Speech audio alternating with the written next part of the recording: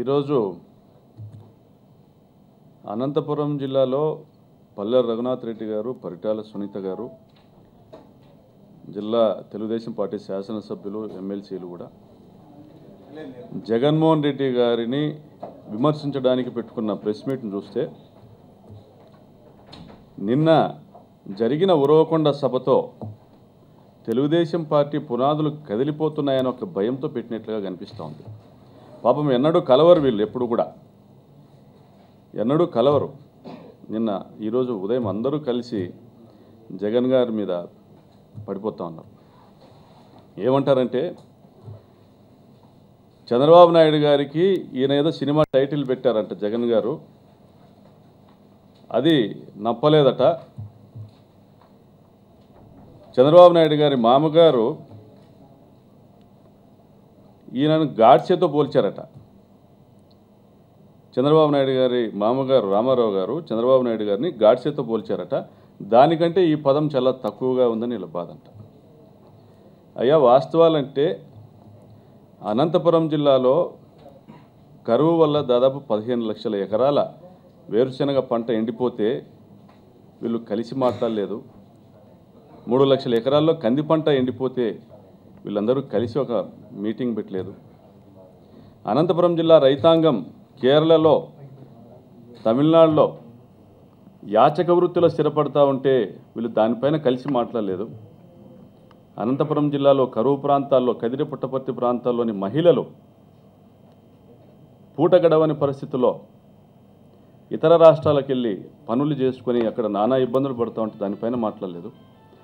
జగన్మోహన్ రెడ్డి గారు, మీరు ఏం చేశారయ్యా మా జిల్లాకు?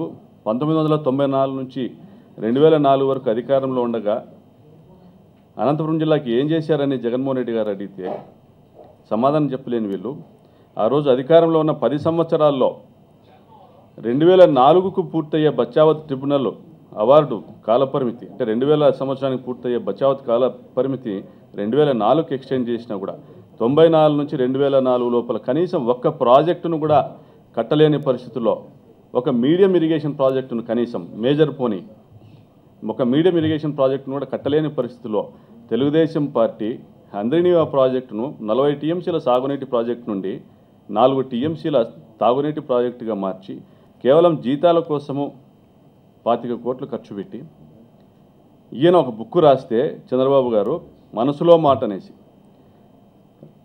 ఇరిగేషన్ ప్రాజెక్టుల కోసం పెట్టే డబ్బు ఎకరానికి లక్షల్లో పెట్టాల్సి వస్తుంది. అయితే వాటిపైన వచ్చే రాబడి నీటి తీరువ ఎకరానికి 100లో వస్తుందని ఆయన రాస్తే, ఆయన మనసులో మాట చెప్తే దాన్ని తప్పుపడితే మీకు బాధ అవుతా ఉందండి మంత్రివర్యులారా? ఏం సాధించారని మీరు మాట్లాడుతున్నారండి? రాజశేఖర రెడ్డి గారి గురించి, ఆయన హయాంలో జరిగిన ప్రాజెక్టుల గురించి లెక్కలు చెప్తా ఉన్నారు. ఆయన 1 ఎకరానికి నీళ్ళు ఇచ్చారని అడుగుతా ఉన్నారు పల్లె రఘునాథ్ రెడ్డి గారు.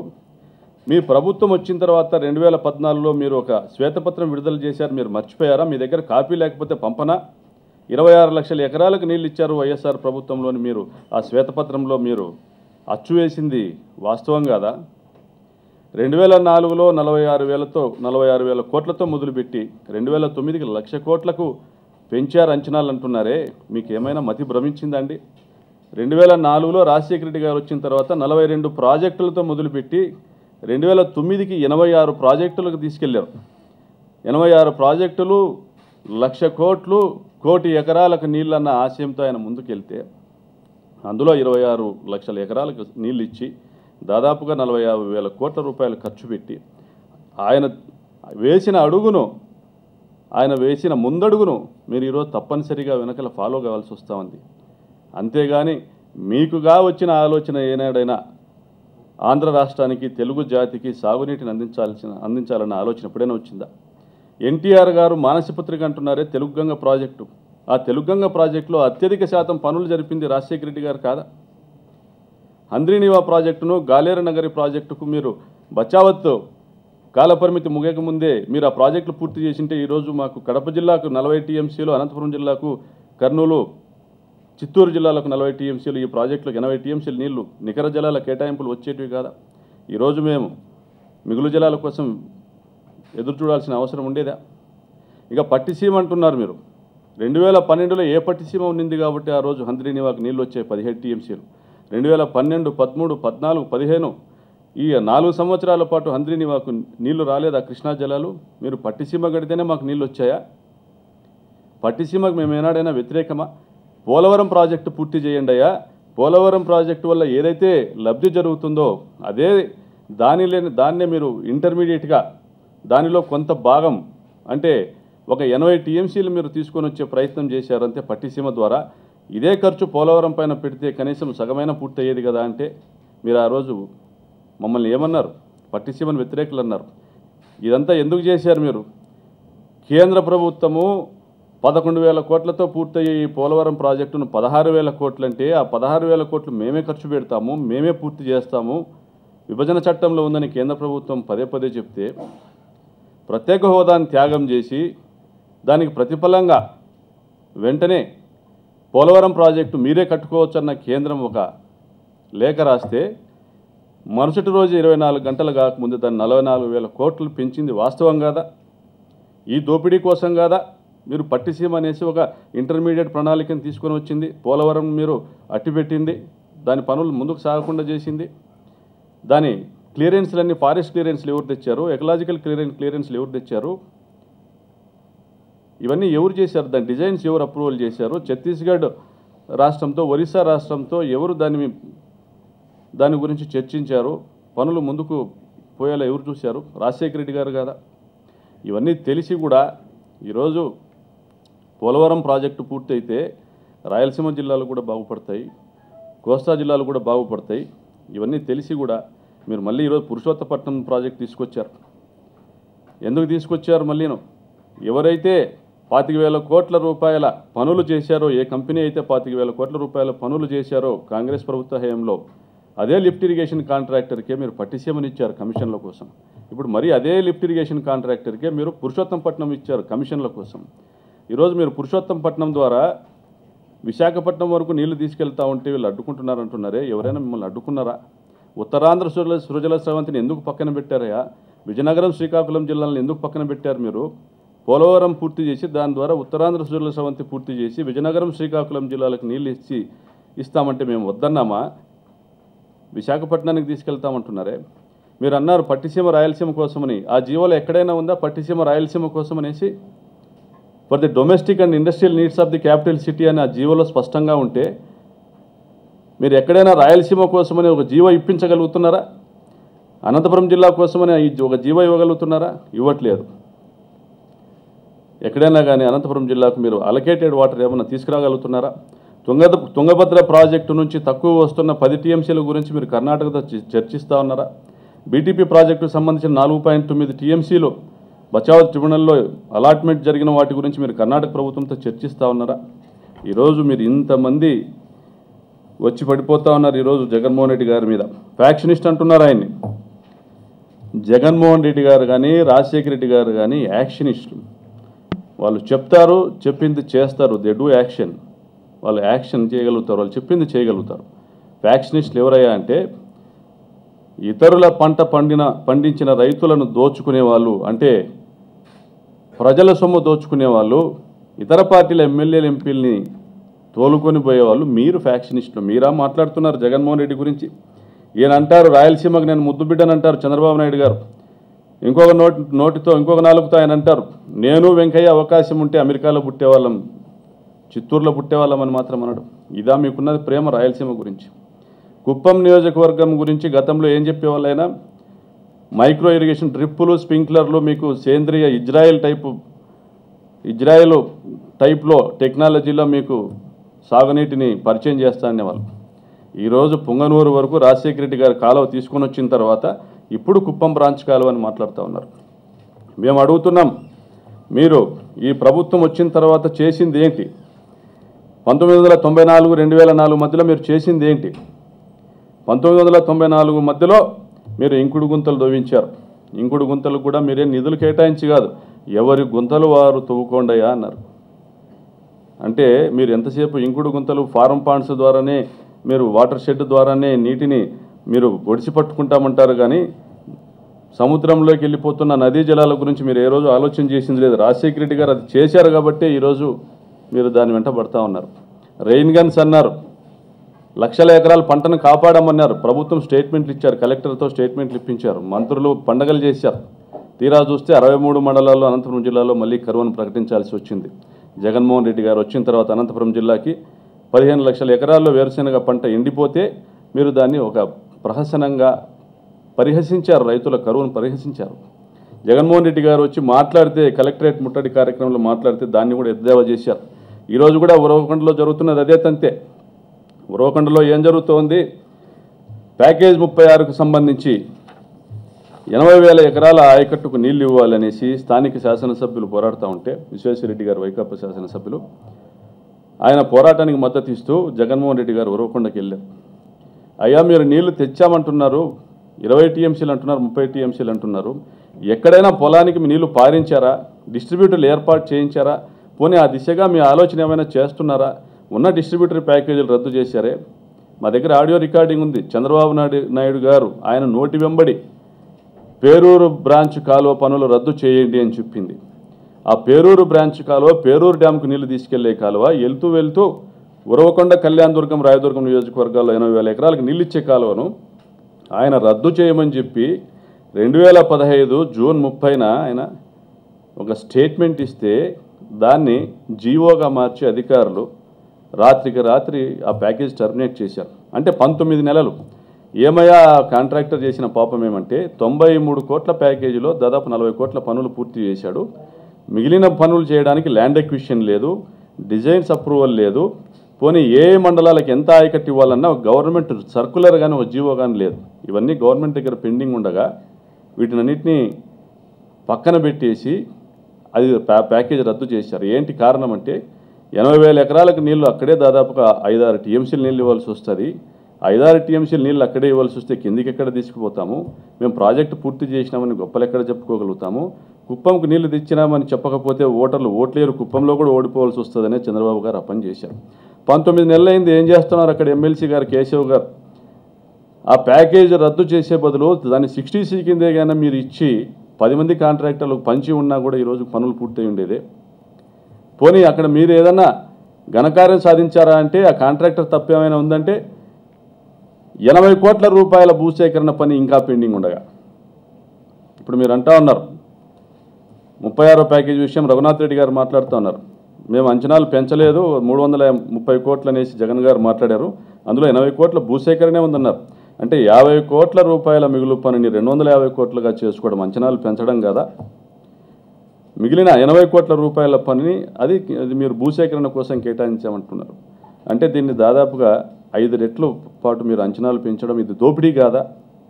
ఈరోజు కరువుకు అల్లాడి రైతులు దేశాలు వదిలిపోతుంటే పొలోమని ఆ బాధలు చూసి మాట్లాడుతున్న జగనన్న మాట చిన్న మాటే కాదా? అది ఇంతకంటే పెద్ద మాటలు పల్లెల్లో రైతులు మాట్లాడుతున్నారు, మిమ్మల్ని మోసపోయిన డ్వాక్రా మహిళలు మాట్లాడుతూ ఉన్నారు. మిమ్మల్ని మీరు ఈరోజు పెట్టారు ప్రెస్ మీట్, మాట్లాడుతున్నారు జగన్మోహన్ రెడ్డి గారి మీద.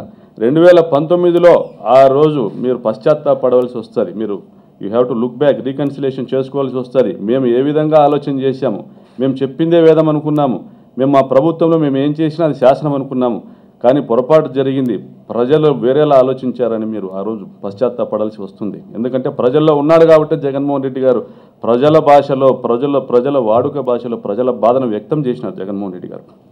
ఇంకా చెప్తున్నారు మీరు రాజశేఖర రెడ్డి గారి హయాంలో జలయజ్ఞం కాదు ధనయజ్ఞం అనేసి. మేము అడుగుతున్నాం, చెప్పండి లెక్కలు. పల్లె రఘునాథ్ రెడ్డి గారు మంత్రివర్యులు తెప్పించుకోండి రికార్డ్స్, పంపమంటే మేమే పంపుతాం.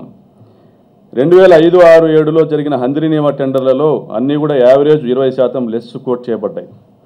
Upon the estimate rates 20% less quote చేయబడ్డాయి. 2015, 16లో మీ ప్రభుత్వం వచ్చిన తర్వాత అన్నీ ఎక్సెస్లే, పోటీలు లేవు. కాంట్రాక్టర్లు పోటీ వేయాలంటే మీ బెదిరింపులకు భయపడాల్సిందే, రద్దు చేస్తారు, మళ్ళీ రీటెండర్లు పిలుస్తారు. అంతెందుకు 60C నిబంధన కింద మీరు అనంతపురం జిల్లాలో దాదాపు 300 కోట్ల పనులు, ప్యాకేజ్ 53, ప్యాకేజ్ 8తో సహా 300 కోట్ల పనులు మీరు నామినేషన్ మీద మీ అస్మదీయులకు పంచింది వాస్తవం కదా? ఎవరైతే మీ ఎన్నికల ఖర్చు పెట్టారో వాళ్ళకి మీరు పంచింది వాస్తవం కదా? ఈ విధంగా రాష్ట్ర వ్యాప్తంగా దాదాపు 10,000 కోట్ల రూపాయల పనులను నామినేషన్ పైన మీరు పంచింది వాస్తవం కదా? పోలవరము, చింతలపూడితో సహా మీరు ఇవన్నీ వాస్తవాలను పక్కన పెట్టేసి జగన్మోహన్ రెడ్డి మిమ్మల్ని ఏదో మాట్లాడాడనేసి మీరు 11,000 కోట్ల రూపాయల పోలవరం ప్రాజెక్టు 44,000 కోట్లు మీరు అంచనాలు పెంచుకుంటే మేమేం మాట్లాడకూడదు. మీరు దోపిడీ చేస్తే మాట్లాడకూడదు, రైతులకు అన్యాయం చేస్తే మేము మాట్లాడకూడదు. ఇక మీరు చెప్తున్నారు కదా శివరామకృష్ణరావు గారు రామారావు గారు మానసపుత్రిక హంద్రినివ అనేసి, ఆయన డిపిఆర్ మాత్రమే తయారు చేశారు. రాజశేఖర రెడ్డి గారు దాని మొదటి దశను పూర్తి చేసి రెండో దశను దాదాపు 70% పూర్తి చేశారు రాజశేఖర రెడ్డి గారు. రాజశేఖర రెడ్డి గారు చేసిన మేలు మరవకండి. పార్థసారథి గారు పెనుగొండ ఎమ్మెల్యే గారు గొల్లపల్లి రిజర్వాయర్ 1.25 టీఎంసీ కెపాసిటీతో డిపిఆర్లో డిజైన్ చేయబడితే శివరామకృష్ణయ్య గారితో రాజశేఖర రెడ్డి గారి హయాంలో ఆయన సంతకం పైన 1.91 టీఎంసీలుగా దాన్ని రీడిజైన్ చేయడం జరిగింది. దాని ఫలితంగా పెరిగిన 0.65 టీఎంసీలను ఈరోజు ఏదైతే మనం బిలో ఎండిడిఎల్ ఏదైతే ఆ కెపాసిటీ పెరిగిందో ఆ నీళ్లను మీరు ఉపయోగించుకొని ఈరోజు కార్ల పరిశ్రమను ఏర్పాటు చేయాలని చూస్తూ ఉన్నారు. ఆ నీళ్లను ఆ నీటి కేటాయింపులు పెంచడం అంటే ప్రాజెక్ట్ కెపాసిటీ పెంచడము, అది కూడా 52 కోట్ల ఆ ప్యాకేజీలో 40 కోట్లతోనే పూర్తి చేయొచ్చు అనేసి పెంచడము, ఆ 12 కోట్ల మిగులు డబ్బును ప్రభుత్వానికి వెనక్కి చెల్లించాలి కాంట్రాక్టర్ అని నిబంధన పెట్టి పెంచడము, ఆ రోజు ప్రజలకు మేలు చేయడం కోసమే, ప్రభుత్వ సొమ్ము ప్రజల పరం చేయడం కోసము. అదేవిధంగా ఆ 0.65 టీఎంసీ అడిషనల్ వాటర్ ఏదైతే డెడ్ స్టోరేజ్లో ఉంటుందో వాటి వల్ల పెనుగొండ, రాప్తాడు, పుట్టపర్తి నియోజకవర్గాల్లోని తాగునీటి ప్రజల అవసరాలు తీర్చడానికి కోసం చేశారు తప్ప మీరు పరిశ్రమలు పెట్టడానికి కాదు. గొల్లపల్లి రిజర్వాయర్ కింద ఉన్న 10,000 ఎకరాలను మీరు ఆయకట్టును రద్దు చేశారు. హంద్రినివా కింద ఉన్న మొత్తం 6,02,500 ఎకరాల్లో మీరు ఆయకట్టును రద్దు చేశారు. అనంతపురం జిల్లాకు సంబంధించి 3,55,000 ఎకరాల ఆయకట్టు రద్దు చేశారు. సుంటమ్మ గారు మాట్లాడరు. 74,000 ఎకరాలకు ఆయకట్టును రద్దు చేస్తే, డిస్ట్రిబ్యూటర్ సిస్టమ్ రద్దు చేస్తే ఏం కుప్పంకు తీసుకొని పోకూడదా? ముఖ్యమంత్రిగా ఉన్నారు, ఆయనకు హక్కు ఉండదా? అమ్మా ముఖ్యమంత్రిగా ఉంటే హక్కులు రావమ్మా. ప్రాజెక్టు సిస్టమ్ డిజైన్ చేసింది 40 టీఎంసీలతో పొంగనూరు వరకు తల్లి. ఈయన అడిషనల్ వాటర్ అలొకేషన్ చేయించుకోవడమో, దాన్ని ప్రాజెక్టును వెడల్పు చేయించుకోవడమో, మెయిన్ కెనాల్ వెడల్పు చేయించుకోవడమో, ఎక్స్ట్రా వాటర్ తెచ్చుకోవడమో, దానికి 50 టీఎంసీలకు 60 టీఎంసీలకు ఇంక్రీజ్ చేసుకొని నువ్వు కుప్పం కాకపోతే నువ్వు కృష్ణగిరి తీసపోమ్మా. మీకు తెలియనప్పుడు తెలియని వారిలాగా ఉండాలి. మీరు మాట్లాడతారు జగన్మోహన్ రెడ్డి గారిని. ఈరోజు పుట్టపర్తి శాసనసభ నియోజకవర్గానికి ప్రాతినిధ్యం వహిస్తున్న మంత్రి గారు పల్లె రఘునాథ్ రెడ్డి గారు, సార్ మీరు పాఠాలు చెప్తారు, కెమిస్ట్రీ లెక్చరో మీరు ఫిజిక్స్ లెక్చరో, అయితే పుట్టపర్తిలో ఈ హంద్రినివా ప్యాకేజు 8వ ప్యాకేజ్ అలైన్మెంట్ మార్చింది రాజశేఖర రెడ్డి గారు కాదా? ఆయన మార్చడం వల్ల కదా ఈరోజు పుట్టపర్తి నియోజకవర్గానికి సంబంధించిన 1 టీఎంసీ కెపాసిటీ కలిగిన బుక్కపట్నం చెరువుకు నీళ్ళు ఇచ్చే అవకాశం కల్పించింది రాజశేఖర రెడ్డి గారు కాదా? దానిలో మిగిలిన 19 కోట్లను మీ కాంట్రాక్టర్లు దోచుకోలేదా? గొల్లపల్లిలో మిగిలిన 12 కోట్లను ఈ అలైన్మెంట్లు మార్చడం, డిజైన్ల మార్పు వల్ల కలిగిన సేవింగ్స్ను మీ కాంట్రాక్టర్లు మార్చుకోలేదా? అది వాళ్ళు దోచుకోలేదా? అవి కనపడలేదా? వెరసి 31 కోటి కేవలం ఈ పక్కపక్కనున్న 2 ప్రాజెక్టులు ఎస్ఆర్సీ కన్స్ట్రక్షన్స్కి మీరు ఇవ్వడం వల్ల వాళ్ళు దోచుకున్నది వాస్తవం కాదా? దీంట్లో మీ మంత్రులుగా మీ వాటాలు ఎంత, శాసనసభ్యుల వాటాలు ఎంత? ఇవన్నీ ప్రశ్నిస్తే మీకు జగన్మోహన్ రెడ్డి గారు ఎలాగో కనపడతారు. మిమ్మల్ని ఏమనకూడదు, మంత్రి అనాలి, వేరే రకంగా మాట్లాడకూడదు. నీళ్ళు ఇస్తామని మేము పుట్టపర్తి నియోజకవర్గానికి నీళ్ళు ఇస్తామని గొప్పలు చెప్పుకుంటారు. ఎవరు? మన చంద్రబాబు నాయుడు గారు గొప్పలు చెప్పుకుంటారు. బుక్కపట్నం చెరువుకు నీళ్ళు ఇస్తామని 3 కోట్ల జంగిల్ క్లియరెన్స్కి ఆయన అక్కడికక్కడే మీటింగ్లో శాంక్షన్ చేయడము, వారం తిరక్కనే 100 జేసీబీలు పెట్టి తెలుగు సోదరులందరూ కూడా జేసీబీలతో జంగిల్ క్లియరెన్సులు చేయడము, బిల్లులు సబ్మిట్ చేయడము. అంటే ఎవరో చేసిన ప్రాజెక్టును మాదని చెప్పుకునే గొప్పలు చెప్పుకోవడము. పోనీ ఆ ప్రాజెక్టులైనా ఆ ప్యాకేజీలైనా కంప్లీట్ చేశారా? అక్కడ తెలుగుదేశం పార్టీ వాళ్ళు హైకోర్టుకి వెళ్ళారు. 23 లక్షల ఎకరానికి ధర చెల్లిస్తామంటే హైకోర్టుకు వెళ్ళారు. 23 లక్షల ఎకరానికి ధర చెల్లిస్తామంటే కూడా హైకోర్టుకు వెళ్ళిన మీ పార్టీ వాళ్ళను మీరు తప్పుపట్టరు. కానీ మాకున్నది ఇదే భూమయ్య, మేము సంవత్సరానికి 5 లక్షలు పంట పండించుకుంటామని గొల్లపల్లి ప్రాంతంలో అమ్మవారిపల్లి ప్రాంత రైతాంగము, మహిళలు వాళ్ళు మిమ్మల్ని వేడుకుంటే మాత్రం వాళ్ళని దౌర్జన్యపరులు అంటారా? వాళ్ళను సముదాయించడానికి, వాళ్ళని ఓదార్చడానికి వచ్చిన జగన్మోహన్ రెడ్డిని మీరు ఫ్యాక్షనిస్టులు అంటారా? మిమ్మల్ని మీరు ఆత్మవిమర్శ చేసుకోండి. ఏ రోజైనా మీరు తెలుగుదేశం ప్రభుత్వం మీరు అధికారంలో ఉన్న కాలంలో ఎప్పుడైనా కానీ ఒక ప్రాజెక్టును మీరు పూర్తి స్థాయిలో కంప్లీట్ చేయడం జరిగిందా? ఎక్కడైనా అవినీతి లేకోకుండా మీరు ఏదైనా పనులు చేయడం జరిగిందా? మిమ్మల్ని మీరు ఆత్మవిమర్శ చేసుకోవాల్సిన అవసరం ఉంది. ఇంకొకటి 36వ ప్యాకేజీకి సంబంధించిన 50 కోట్ల రూపాయల బ్యాలెన్స్ వర్క్స్లో అదే కాంట్రాక్టరు కోర్టుకు వెళ్ళి అదే 50 కోట్ల రూపాయలకు మేము పనులు పూర్తి చేస్తాము, వాటిపైన జీవో 2263 ప్రకారం వచ్చే ఎస్కలేషన్స్ ఇస్తే మేము పని చేస్తామని వెళ్తే మీరు దాని నుండి పేరూరు డ్యామ్కు వెళ్ళే కాలువ, అది పేరూరు డ్యామ్కి వెళ్ళే కాలువ, దాన్ని పేరూరు డ్యామ్కు సపరేట్గా 1100 కోట్ల ప్యాకేజ్ అంటారు. అక్కడ నుంచి బీటీపీకి వెళ్ళే డిస్ట్రిబ్యూటరీని దాన్ని ఒక సపరేట్ ప్యాకేజీ చేసి దానికి 1300 కోట్లు అంటారు. ఈ 36వ ప్యాకేజీకి 300 కోట్లు అంటారు. అంటే మీరు 2800 కోట్ల దోపిడీ చేయడానికి కాదా 36వ ప్యాకేజీ రద్దు చేసింది? ఉరవకొండ రైతుల కడుపులు కొట్టింది అని అడుగుతా ఉన్నాం. మిమ్మల్ని ప్రశ్నించకూడదా? మేము మిమ్మల్ని ప్రశ్నించకూడదా? మీరేమైనా తాలిబాన్లా? మిమ్మల్ని ప్రశ్నిస్తే మీరు మమ్మల్ని భయపెడతారా? మేము మీకు భయపడాలనా? తెలుగుదేశం ప్రభుత్వమా ఇది తాలిబాన్ ప్రభుత్వమా? ఇంకొకటి చెప్తున్నాం, మీరు అధికారంలోకి రాగానే 2015లో మీరు standard schedule of rates SSR 2015 సంవత్సరంలో మీరు ఏదైతే ఎన్హాన్స్మెంట్ చేసుకున్నారో ఇది ఎక్కడా లేదు దేశంలో.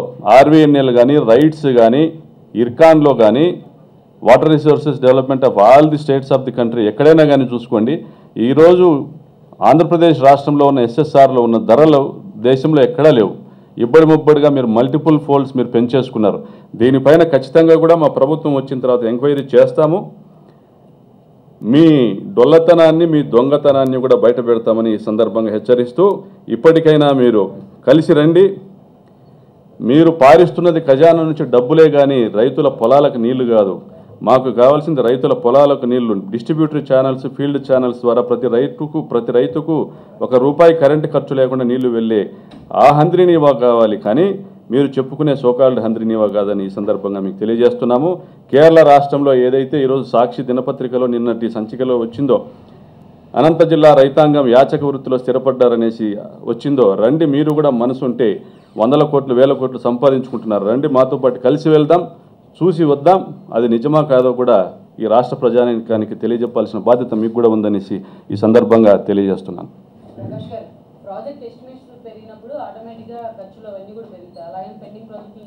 మేడం, ఎక్కడ కూడా diesel prices, cement prices, steel prices పెరగలేదు మేడం.